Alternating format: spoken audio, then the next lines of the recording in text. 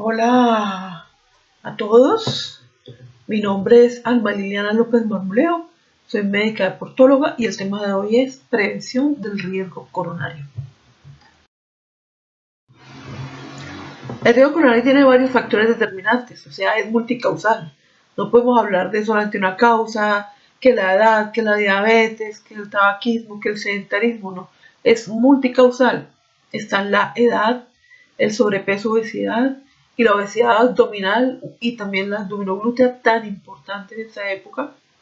Dislipidemia, sedentarismo, tabaquismo, alcoholismo, personalidad tipo A, diabetes, hipertensión, estrés y antecedentes familiares. Nos referiremos a cada una de ellas. Entonces, el riesgo coronario por la edad, primero que todo, pues les diré que a mayor edad, mayor riesgo coronario, ¿ya? Menores de 30 años, o sea, de 0 a 29 años, el riesgo coronario es 0. De 30 a 39 años, o sea, menos de 40 años, el riesgo coronario es 1. De 40 a menos de 50 años, el riesgo coronario es 2. De 50 a menos de 60, el riesgo coronario es 3. Y ya después de los 60 años, el riesgo coronario es el más alto, que es el riesgo coronario 4. Este factor, sobrepeso, obesidad como factor de riesgo coronario, es otro factor de riesgo. La clasificación, hay muchas clasificaciones, a la clasificación de Lorenz, la clasificación de índice de masa corporal, índice de peso talla, la clasificación de Broca, etc. Pero esta es una de las más utilizadas, sobre todo en la actualidad. Tiene mucho red de detractores, pero es la más utilizada. Refiere esta que el índice de masa corporal se determina a través, o índice de Quetelet también se llama, por quien lo escribió. Divide el peso en kilogramos sobre la talla en metros al cuadrado y se clasifica como sigue: de más de 18,5 menos de 24,9 de índice de masa corporal se considera normal. De más de 25 menos de 29,9 se considera exceso de grasa o sobrepeso. De más de 30 menos de 40 se considera obesidad. De más de 40 se clasifica como obesidad mórbida y más de 50 se clasifica como obesidad extrema. He de decirles a ustedes que la clasificación hasta obesidad mórbida es la de la Organización Mundial de la Salud y la clasificación de más de 50 como obesidad extrema es la clasificación que da la CEDO o Sociedad Española de Estudio de la Obesidad. Aquí tenemos los diferentes, las personas con sus diferentes pesos, ¿ya? Entonces, aquí una persona de bajo peso, y aquí de peso normal, y va aumentando hasta llegar a la obesidad mórbida. Aquí en estas no está la obesidad extrema. La obesidad extrema es esa persona que pesa 350, 370 kilogramos, que no se pueden parar de la cama y que ustedes ven que, o no sé si veían hace unos años, eran presentados como casos raros y casos como si fueran algo pues sobrenatural en los programas de televisión, pero que ya no venden porque ya es muy corriente, infortunadamente. Este sobrepeso, obesidad como factor de riesgo coronario lo vamos a decir de la siguiente manera: el peso varía según el lugar donde las personas habitan. Esto es increíble, ¿ya? Esto es increíble, pero es real. Por ejemplo, en Asia, que no consumen comida rápida ni casi grasas, es una dieta muy sana, a base de, sana entre comillas, ¿no? Porque a base de pescado, que pescado es un mar lleno de nitritos y nitratos, que les ha generado el mayor índice de cáncer gástrico, pero a nivel coronario no. A nivel coronario, el peso medio de ellos es de 57,7 kilogramos. En Europa, un poquito más pesaditos, un peso medio de 70,2 kilogramos en la población europea, y en América del Norte el promedio de peso es de 80,7 kilogramos con índice de masa corporal promedio de 28,7 kilogramos, o sea que sobre metro cuadrado. O sea que la población por índice de masa corporal en promedio en América del Norte está en sobrepeso, ¿ya? Un alto porcentaje de personas en el mundo con sobrepeso, obesidad. Somos 7.300 millones de humanos habitando este planeta Tierra. De ellos, 15 millones estamos en sobrepeso y 3,5 millones en obesidad. Ustedes comparando dirían, ah, no, pero eso no es nada, al lado de 7.300, no, ese índice es muy alto, por todos los problemas que eso conlleva. En América del Norte, por ejemplo, es muy interesante analizar esto. Más de un tercio de la obesidad existente en el planeta, o sea, más del 30%, más del 35% de la obesidad existente en el planeta está en América del Norte. Y hay una cosa muy interesante y es que en Estados Unidos solo vive el 6% de la población mundial. Sin embargo, es casi toda la población obesa. Y en Asia habita el 61% de la población mundial. O sea, contrario a Estados Unidos, habita 10 veces más de población en Asia que en América del Norte. Sin embargo, solo poseen, entre comillas, ¿ya?, el 13% de la obesidad. Otra cosa muy interesante y que tiene muy asombrados a España y está sacando campañas en contra de la obesidad es que en España el 19% de los niños son obesos contra el 16% de Estados Unidos, teniendo en cuenta que Estados Unidos es un país que se caracteriza por tener a más del 35% de su población con obesidad. Y entonces, si los niños de España son más obesos en porcentaje, 19% mayor cantidad que las de Estados Unidos, entonces España tiene que ponerse las pilas, se las está poniendo.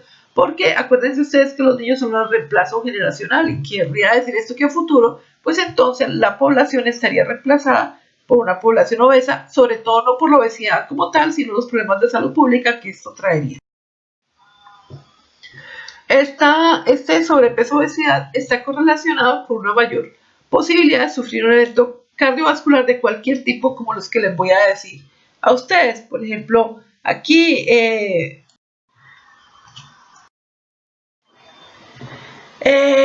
otro factor de riesgo coronario que afecta es la dislipidemia. Dis, que quiere decir errado, digámoslo así, o malo.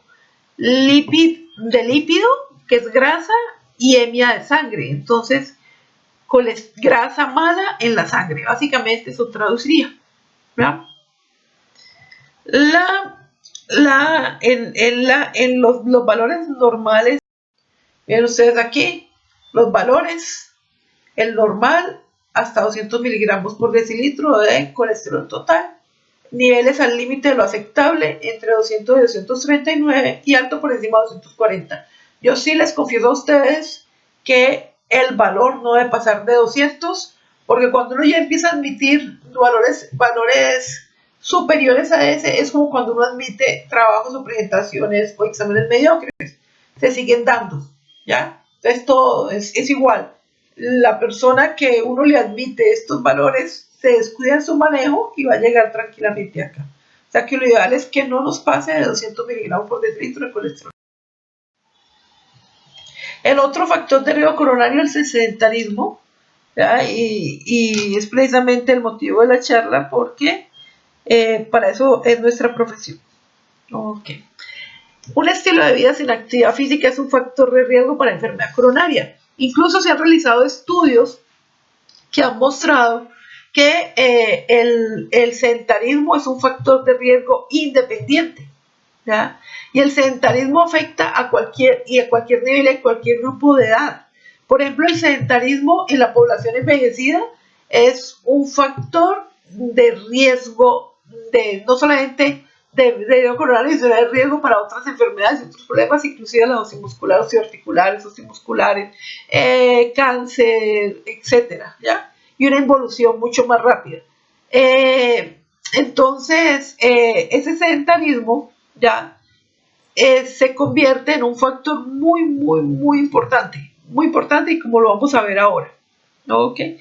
El nivel de forma física, que está por la capacidad aeróbica o resistencia general, que es la capacidad de durar un largo tiempo realizando una actividad, está bastante comprometido en una persona sedentaria, ¿ya? Además, una disminución progresiva del consumo de oxígeno que se empieza a dar a partir de los 30 años de edad. Los 30 años de edad, que aparentemente está joven, una persona le dice a uno, yo tengo 30 años, soy súper joven. Pues resulta que los 30 años es la clave, es la en la que se inicia la involución. A esa edad se empieza a disminuir el consumo máximo de oxígeno, se empieza a disminuir la masa ósea, no que se disminuya el tos, empieza. empieza a disminuir la masa muscular, se empieza el aumento de peso corporal de 1 kilogramo, ¿cómo es la cosa? Perdón, 1 kilogramo, no, perdón, de el aumento de la talla, ya, cada año 2 tallas por año hasta los 40 años, y de ahí en adelante pues más. Está relacionado con un HDL bajo. Recuerden ustedes que el HDL es el colesterol protector o bueno y debe estar más elevado. Bajo es malo. Con triglicéridos elevados, que es malo tener también. Los triglicéridos, imagínense, gliceroles que se convierten en grasa y depositan como depósitos de grasa en el organismo. El colesterol total alto por encima de 200. Aterosclerosis por la acumulación de placas de ateroma en las arterias. Y generalmente está asociado a sobrepeso, obesidad, no siempre. Hay personas sedentarias de bajo peso que tienen todos estos riesgos cardiovasculares secundarios a la hipodinamia por el solo hecho de ser sedentarios. El otro factor de riesgo coronario es el tabaquismo, ¿ya? Igual que como dice la gráfica, finalmente él te mata.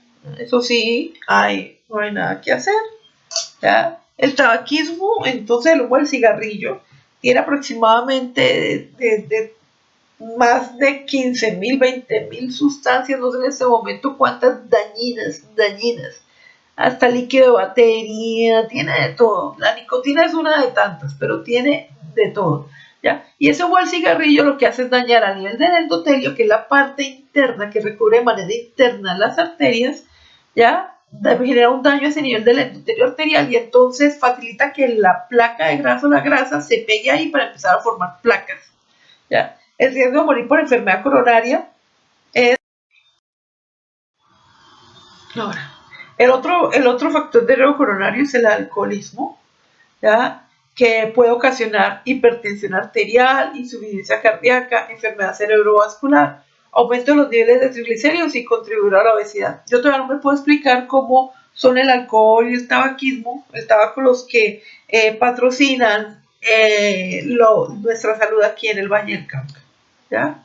La industria de licor y la industria tabacalera, pues dan una serie de impuestos tales que van a parar la salud, a una salud que ya de personas que ya con ese alcoholismo y con ese tabaquismo ya hemos enfermado. Como pueden ver ustedes ahí, todas las consecuencias secundarias por el consumo de estos dos tipos de sustancias. Está la otra que es la personalidad tipo A, ¿ya? Cuando lo diga se van a reconocer algunos de ustedes. Existe una personalidad tipo A y una personalidad tipo B. También existe la C, que es la intermedia, pero aquí vamos a hablar de las extremas. La personalidad tipo A, por ejemplo, igual que como está ahí en esa montaña, personalidad, entonces ya sabrán o ya entenderán o ya inferirán que la personalidad tipo A es de personas agresivas, con estallidos de descontrol emocional, propensos a la ira y la hostilidad, autosuficientes, autoexigentes y exigentes, y lo que ustedes conocen como un mal jefe. Porque generalmente son los jefes. La personalidad tipo A, numerosos estudios han mostrado que la ira y la hostilidad son factores importantes que contribuyen a la enfermedad arterial coronaria. Entonces, ya saben, es un factor. Otro factor es la diabetes mellitus, que es como M. Mellitus viene de miel, ya, porque está relacionado con azúcar alto en sangre, o esa es su característica. ¿Ya? Entonces pues llama diabetes mellitus o diabetes miel azucarada. Es una enfermedad, esta diabetes mellitus, alteraciones que una sola enfermedad llega a producir. Ven ustedes aquí, la diabetes aumenta en alto porcentaje el riesgo de enfermedad cardiovascular, ¿ya? Incluso estamos hablando de lo siguiente, es que los diabéticos, 3/4% de los diabéticos fallecen de alguna forma de enfermedad cardiovascular. O sea, a la larga el 75% de los diabéticos van a fallecer de enfermedad cardiovascular de cualquier tipo. Entonces, a ver, aquí vamos a ver. Ok. En cuanto a la presión arterial, tenemos que aclarar que la presión arterial se considera normal hasta antes del año 2017, hace poco, 3 años, ¿ya? Se consideraba normal los valores por debajo de 140 y por debajo de 90, no decían el límite de la normalidad, y hablaba de una presión ideal de 120-80. Pues eso cambió en la nueva clasificación de la AJA, o sea, Asociación Americana del Corazón, del año 2017, ¿ya? Que se reunieron y sacaron el nuevo consenso, la clasificación de la presión arterial. Entonces, la atención a nosotros es que estas partes, hasta aquí donde está el zapote, y aquí verde, aquí amarillo, aquí zapote o naranja, ¿ya? Hasta esto consideraba uno valores normales, pero resulta que ya solamente es esta primera parte.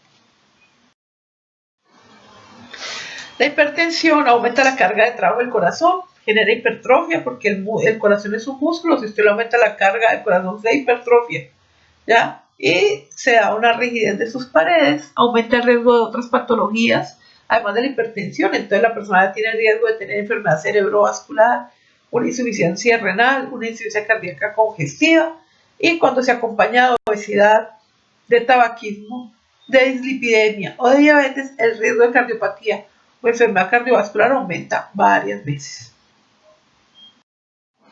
Lo otro es el estrés. El estrés que tanto nos acompaña, ¿verdad? Y sobre todo, por ejemplo, en esta época de pandemia, que hay muchas personas en situaciones de estrés, pues es un factor de riesgo coronario, ¿verdad? Se dice que la respuesta individual al estrés, la individual, o sea, la que tiene cada persona a ese factor estresante, podría ser un factor contribuyente al riesgo coronario, ¿ya? Y lo otro que dicen es que además, pues eso también genera ansiedad, y la ansiedad hace que la persona se inicie en un vicio como el tabaquismo o aumente el consumo en ese vicio, o sea, aumente el número de cigarrillos. Pero lo más importante es que el estrés está relacionado con una serie de cambios en estudios que se han realizado, estudios muy bien documentados, como respuesta individual y como factor de riesgo coronario. Antecedentes familiares. Aquí me gusta siempre dar una clase aparte de esta.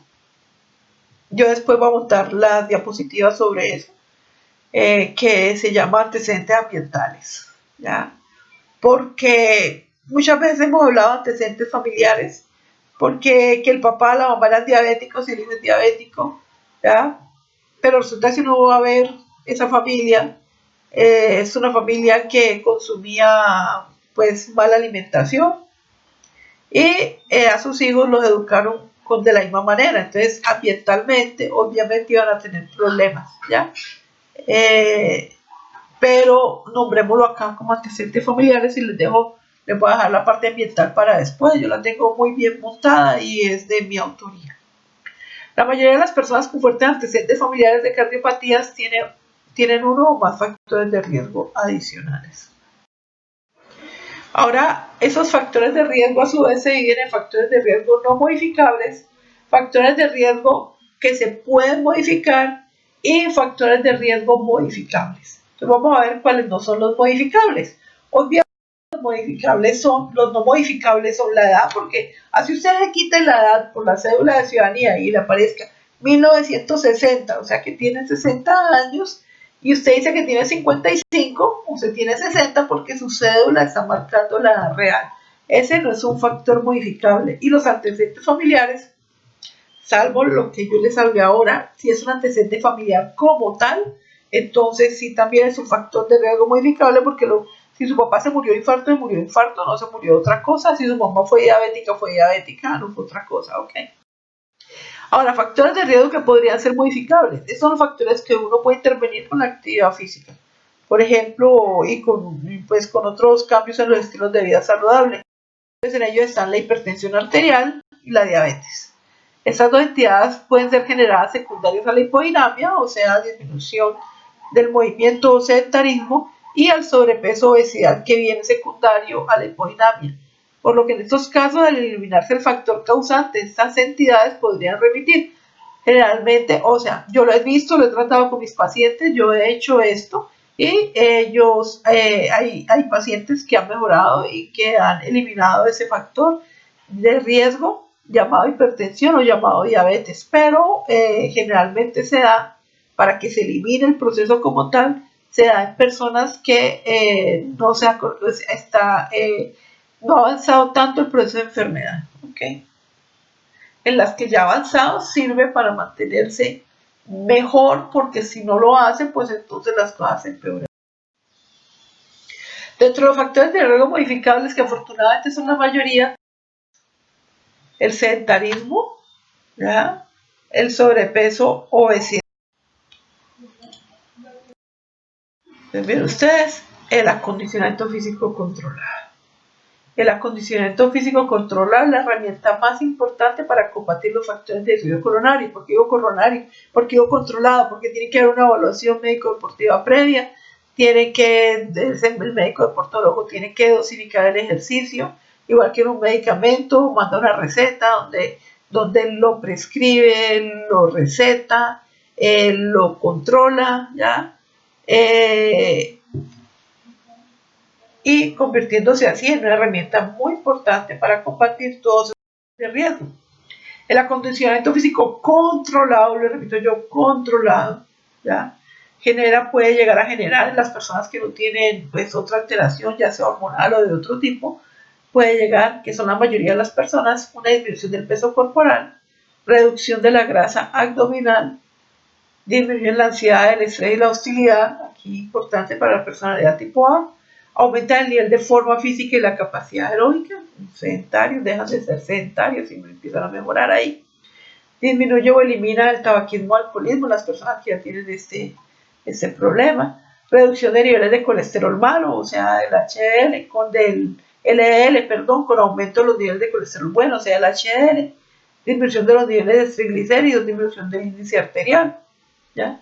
Reducción de la presión arterial a cifras normales, reducción de las cifras tensionales, ya tenemos ahí interviniendo sobre la hipertensión, y reducción de la glicemia sanguínea, o sea, el azúcar sanguínea, entonces ahí lo tenemos interviniendo sobre la diabetes. Kenneth Cooper, el famoso Kenneth Cooper, y el creador del test de Cooper, que la mayoría de ustedes, los que están en el entrenamiento deportivo, la actividad física, la preparación física y la medicina del deporte conocen, ya, lo dijo. Se puede decir que es casi una sentencia. Si un mayor número de personas abandonaran los hábitos sedentarios para lograr un estado físico moderado, descenderían en forma notable las tasas de mortalidad. Los hábitos de vida sedentarios y un estado físico pobre constituyen importantísimos factores de riesgo de muerte prematura. Les adelanto, muerte prematura es cuando la persona fallece antes de los 64 años, o sea, por debajo de los 64 años, por lo que merece mayor atención por parte de los profesionales de la medicina. Eso lo dijo Kenneth Cooper, casi en los años 60. Ahora miren lo que dice Hipócrates hace 2400 años, o sea que lo dijo primero. Hipócrates dijo, si todas las partes del cuerpo que cumplen una función se emplean con mesura y se ejercitan en las tareas a las cuales están habituadas, se verán saludables y bien desarrolladas y tardarán mucho tiempo en envejecer.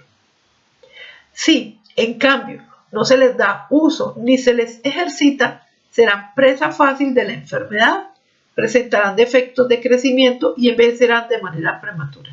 También está el otro científico que hace 2400 años dijo lo mismo, y que algunos lo consideran el padre de la fisioterapia, otros lo consideran el padre de la actividad física terapéutica, que fue Asclepiades de Bitinia. Ese sí hace 2100 años. Ahora, ese ejercicio físico regular, que a su vez es regulado, controlado, dosificado con evaluación previa médico-deportiva, ya tiene ventajas. Entonces, una, reduce el riesgo de muerte prematura. Como les dije yo ahora, aquí es cualquier persona que fallece antes de los 64 años. Recordemos que la esperanza de vida en Latinoamérica es de 74 años. En promedio, ¿no? Varía de país a país. En Colombia está un poquito más alta, pero en promedio son 74 años. porque le estaríamos restando como mínimo 10 años de vida a nuestras posibilidades. Reduce el riesgo de enfermedad cardíaca, ya que disminuye los valores de colesterol malo, LDL y VLDL, los triglicéridos en la sangre y aumenta el valor del colesterol bueno, que es el HDL, disminuye nuestro peso corporal, disminuye los kilogramos de grasa que tenemos de más, disminuye la presión arterial, vuelve nuestro corazón más eficiente, baja nuestro pulso, o sea, nos volvemos más eficientes cardiovascularmente, ya tanto en el reposo como en la realización de esfuerzos físicos y mucho. Reduce el riesgo de diabetes tipo 2, que es el aumento de los niveles de azúcar en sangre. Hay dos tipos de diabetes, después vamos a ver eso, diabetes tipo 1 y diabetes tipo 2. Y la diabetes tipo 1 es la que da en jóvenes o adolescentes, ¿ya? Y la diabetes tipo 2 es la que da en personas después de los 40 años de edad, porque su tipo de alimentación y su sedentarismo y los factores asociados llevaron a que el páncreas se dañara y no generara insulina, o que la insulina que producen no es de buena calidad, digámoslo así. Ok, mayores de 40. También a nivel del aparato digestivo, reduce el riesgo de padecer cáncer de colon hasta en un 50% al reducir los biomarcadores que están asociados al cáncer. Es una efectiva herramienta para prevenir y reducir la presión arterial alta. Generalmente lo logra con la disminución de peso. Quiero que ustedes le pongan cuidado a eso tan importante. Lo que voy a decir ahora, tan importante. Está comprobado científicamente que el bajar 10 kilogramos de peso disminuye en 5 a 20 milímetros la presión arterial, ¿ya? Y que con solo disminuir 2 milímetros de mercurio, la presión arterial se reduce en 4% el riesgo de enfermedad coronaria y en un 6% el riesgo de derrame cerebral o accidente cerebrovascular. Eso es muy importante. Sirve para prevenir y reducir la osteoporosis, porque al ejercitar nuestros huesos, músculos y articulaciones se generan unos estímulos que fortalecerán más nuestro sistema óseo. Reduce el riesgo de padecer dolores lumbares o de espalda, ya que el ejercicio disminuye el riesgo de padecer espasmos musculares a nivel lumbar. Mejora nuestra flexibilidad y la movilidad en esa área. Mejora nuestro desarrollo en los músculos de espalda y abdomen, además de disminuir el perímetro de nuestro abdomen. Contribuye al bienestar psicológico, ya que mejora nuestra autoestima y favorece las relaciones sociales al ser realizado. Ayuda a controlar el peso y disminuye el riesgo de obesidad en un 50% cuando se aplica el programa correcto. O sea que si tiene una evaluación médico-deportiva previa, hay una dosificación, un control de esa actividad física. Ayuda a desarrollar y mantener huesos, músculos y articulaciones sanos y a mejorar la resistencia cardiovascular en personas con algún tipo de diversidad funcional o con enfermedades. Puede contribuir a que disminuyan los dolores a nivel de nuestras rodillas, ¿ya? Porque va a disminuir la posibilidad que aparezca la condromasia patelar, la hiperpresión patelar y la artrosis, al mantener nuestro peso corporal controlado, evitándole a estas una sobrecarga adicional que lo podría llevar a una artrosis u otra patología como las que nombré, condromasia patelar o hiperpresión patelar. Y además, con el ejercicio y la movilización constante, permite su lubricación y flexibilidad. Ayuda a prevenir o controlar en niños y adolescentes los comportamientos de riesgo como el consumo de tabaco, alcohol u otras sustancias, dietas poco saludables y la violencia. El tema de la violencia es muy importante porque ustedes saben que nosotros somos una población con altos índices de violencia y el ejercicio físico regular, previo control médico deportivo, va a evitar o va a disminuir esa incidencia en un gran porcentaje, ya que ocupan el tiempo libre en actividades saludables. Aquí está esta calculadora de riesgo de salud coronaria que ustedes la pueden buscar en este link de Chile, ¿ya? Para personas en el rango de 35 a 74 años de edad. por referencias gráficas. López Marmolejo, Medicina del Deporte, Control Biomédico y Entrenamiento Deportivo. López Marmolejo, Medicina del Deporte y Salud Empresarial. López Marmolejo, Control Biomédico y Entrenamiento de los diferentes deportes y deportistas de empresas. Pancorbo Armando, Medicina del Deporte y Ciencia Aplicada al Alto Rendimiento y la Salud. Y Wilmore y Costing, Fisiología del Esfuerzo y el Deporte. Bueno, eso hasta ahí llegamos y nos vemos en otra oportunidad.